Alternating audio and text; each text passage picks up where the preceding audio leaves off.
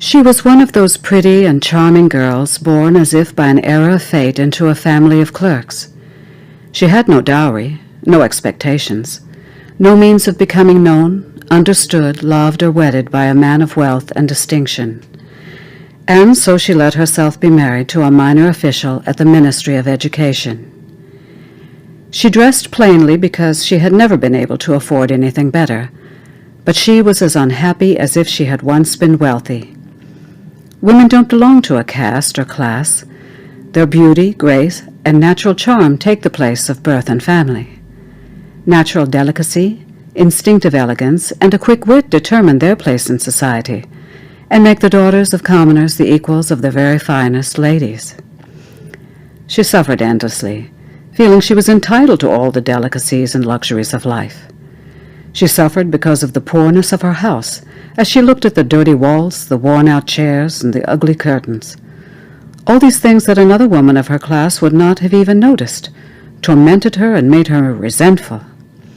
The sight of the little Brenton girl, who did her housework, filled her with terrible regrets and hopeless fantasies. She dreamed of silent antechambers hung with oriental tapestries, lit from above by torches and bronze holders, while two tall footmen in knee-leaked breeches napped in huge armchairs, sleepy from the stove's oppressive warmth. She dreamed of vast living rooms furnished in rare old silks, elegant furniture loaded with priceless ornaments, and inviting smaller rooms perfumed, made for afternoon chats with close friends, famous sought-after men, who all women envy and desire. When she sat down to dinner at a round table covered with a 3-day-old cloth opposite her husband, who, lifting the lid off the soup, shouted excitedly, "Ah, beef stew! What could be better?" She dreamed of fine dinners, of shining silverware, of tapestries which peopled the walls with figures from another time, and strange birds and fairy forests. She dreamed of delicious dishes served on wonderful plates, of whispered gallantries listened to with an inscrutable smile as one ate the pink flesh of a trout or the wings of a quail. She had no dresses, no jewels, nothing, and these were the only things she loved. She felt she was made for them alone. She wanted so much to charm, to be envied, to be desired and sought after. She had a rich friend, a former schoolmate at the convent, whom she no longer wanted to visit because she suffered so much when she came home. For whole days afterwards she would weep with sorrow, regret, despair, and misery. One evening her husband came home with an air of triumph, holding a large envelope in his hand. "Look," he said, "here's something for you." She tore open the paper and drew out a card on which was printed the words, "The Minister of Education and Madame Georges Pompano request the pleasure of Monsieur and Madame Loisel's company at the Ministry on the evening of Monday, January 18th. Instead of being delighted, as her husband had hoped, she threw the invitation on the table resentfully and muttered, "What do you want me to do with that?" "But, my dear, I thought you would be pleased. You never go out, and will be such a lovely occasion. I had awful trouble getting it. Everyone wants to go. It is very exclusive, and they're not giving many invitations to clerks. The whole ministry will be there." She stared at him angrily and said impatiently, "And what do you expect me to wear if I go?" He hadn't thought of that. He stammered, "Why, the dress you go to the theater in. It seems very nice to me." He stopped stunned, distressed to see his wife crying. 2 large tears ran slowly from the corners of her eyes towards the corners of her mouth. He stuttered, "What's the matter? What's the matter?" With great effort she overcame her grief and replied in a calm voice as she wiped her wet cheeks, "Nothing. Only I have no dress, and so I can't go to this party. Give your invitation to a friend whose wife has better clothes than I do." He was distraught, but he tried again. "Let's see, Mathilde. How much would a suitable dress cost?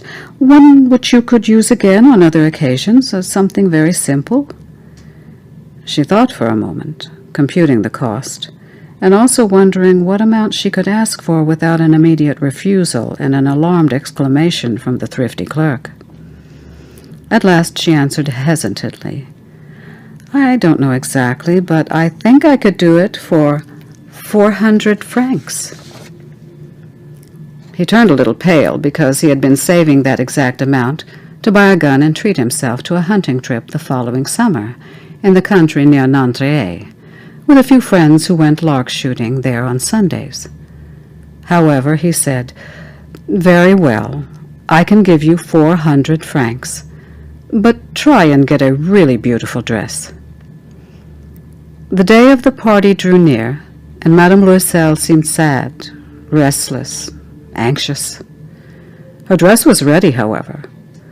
One evening her husband said to her, "What's the matter? You've been acting strange these last 3 days." She replied, "I'm upset that I have no jewels, not a single stone to wear. I will look cheap. I would almost rather not go to the party." "You could wear flowers," he said. "They are very fashionable at this time of the year. For 10 francs you could go get 2 or 3 magnificent roses." She was not convinced. "No, there is nothing more humiliating than looking poor in the middle of a lot of rich women." "How stupid you are," her husband cried. "Go and see your friend Madame Forestier and ask her to lend you some jewels. You know her well enough for that." She uttered a cry of joy. "Of course, I had not thought of that." The next day she went to her friend's house and told her of her distress. Madame Forestier went to her mirrored wardrobe, took out a large box, brought it back, opened it, and said to Madame Loisel, "Choose, my dear." First she saw some bracelets, then a pearl necklace, then a gold Venetian cross set with precious stones of exquisite craftsmanship. She tried on the jewelry in the mirror, hesitated, could not bear to part with them, to give them back. She kept asking, "You have nothing else?" "Why, yes, but I don't know what you like." Suddenly she discovered in a black satin box a superb diamond necklace, and her heart began to beat with uncontrolled desire. Her hands trembled as she took it. She fastened it around her neck, over her high neck dress, and stood lost in ecstasy as she looked at herself. Then she asked, anxiously hesitating, "Would you lend me this, just this?" "Why, yes, of course." She threw her arms around her friend's neck, embraced her rapturously, and fled with her treasure. The day the party arrived, Madame Loisel was a success. She was prettier than all the other women, elegant, gracious, smiling, and full of joy. All the men stared at her, asked her name, tried to be introduced. All the cabinet officials wanted to waltz with her. The minister noticed her.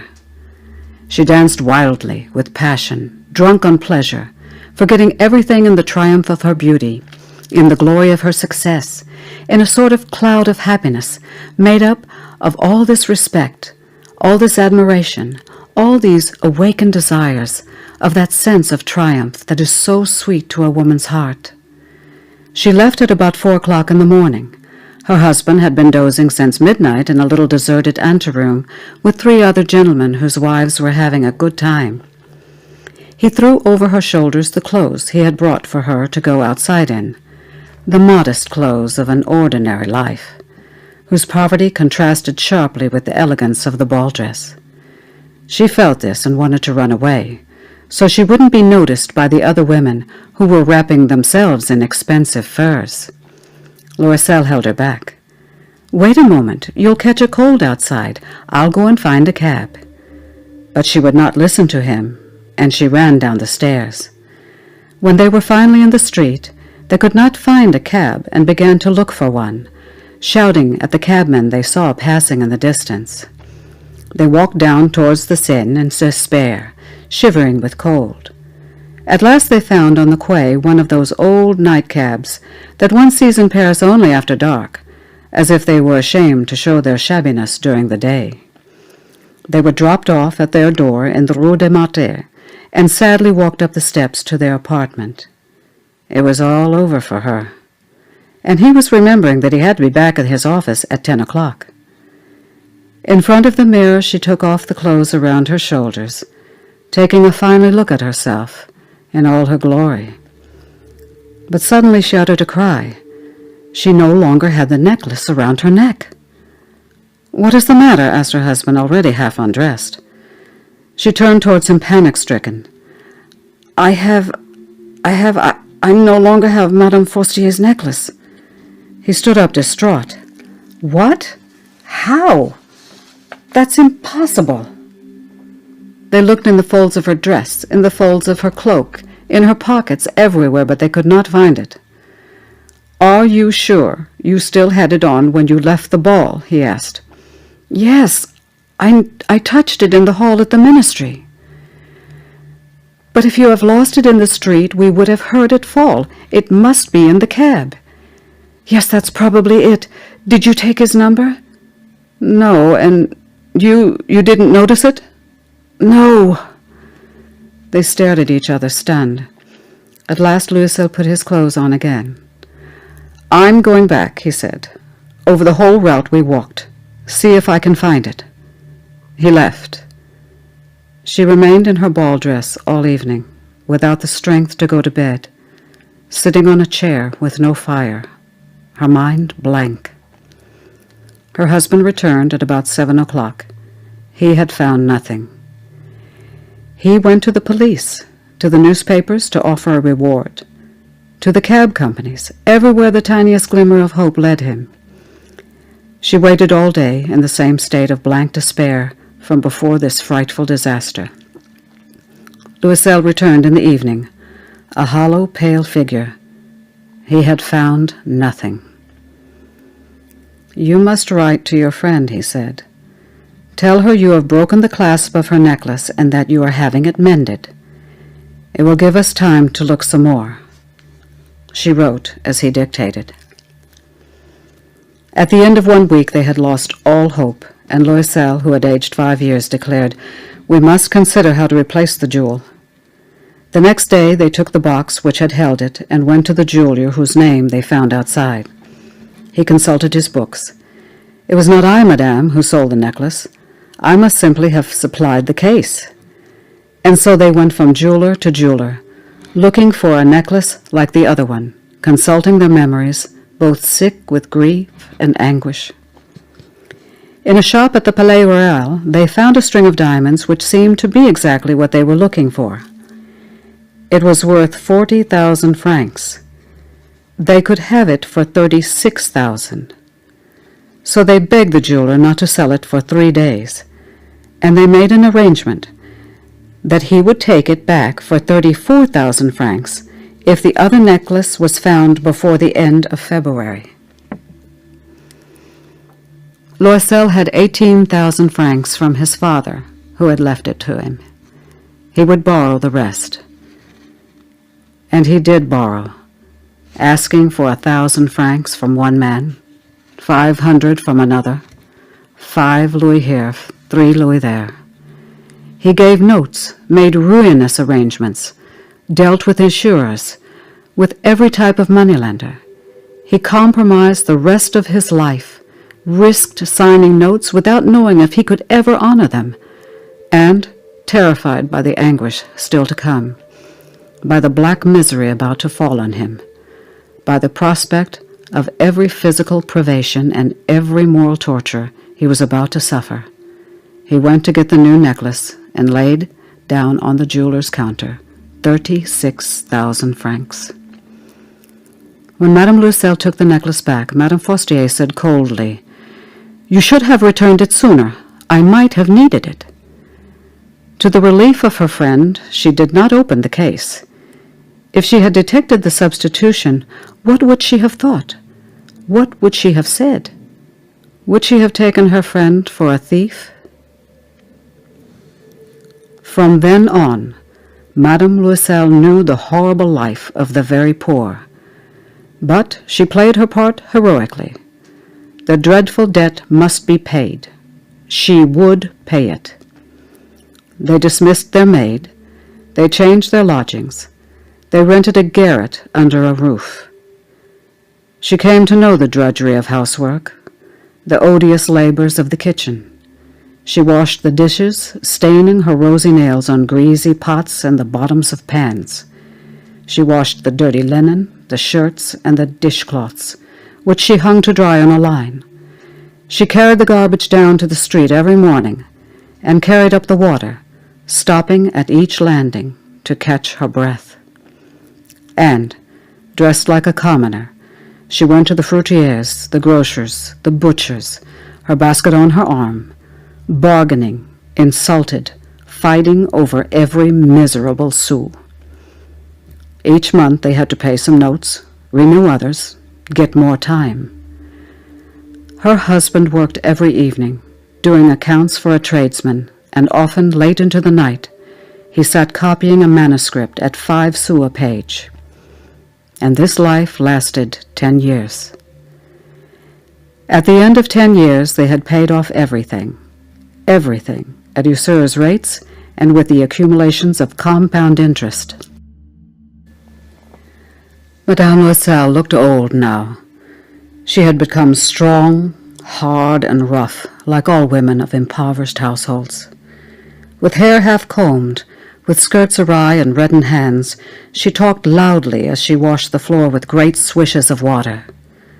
But sometimes, when her husband was at the office, she sat down near the window and thought of that evening at the ball so long ago, when she had been so beautiful and so admired. What would have happened if she had not lost that necklace? Who knows? Who knows?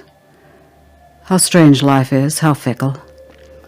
How little is needed for one to be ruined or saved.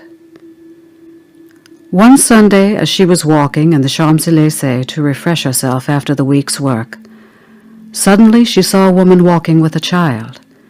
It was Madame Forestier, still young, still beautiful, still charming. Madame Loisel felt emotional. Should she speak to her? Yes, of course.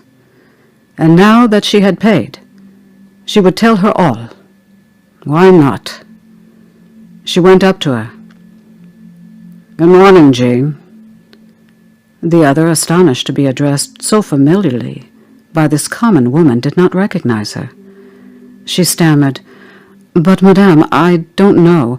You must have made a mistake. No, I am Mathilde Loisel.